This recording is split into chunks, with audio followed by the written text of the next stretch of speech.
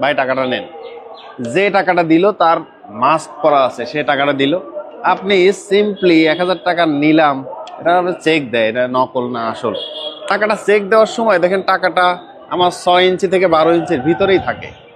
যতক্ষণে থাকে এই টাকার সাথে মেশানো স্কোপোলামিন, এই থেকে এই নিঃশ্বাসটা আমার ভিতরে আসবে।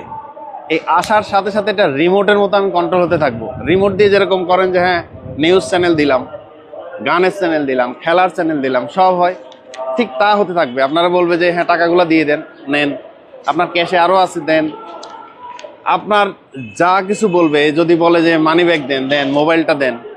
ইভেন যদি মহিলা হয়, মহিলা হলে তো তাকে বলবে আপনার বাসায় আর কে আছে, হ্যাঁ এখন তো আমি ছাড়া কেউ নাই, ওরা সবাই অফিসে, তাহলে বাসায় চলেন, আপনাকে বাসায় নিয়ে যাবে। বাসায় যা কিছু আছে, স্বর্ণটা এখানে, এখানে কানের দুল, এখানে সব দিয়ে দিবে।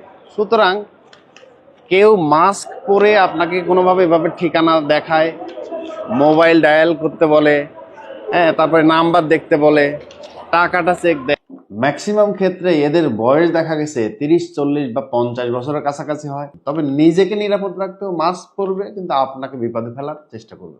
অবশ্যই ভিডিওটা শেয়ার করবেন।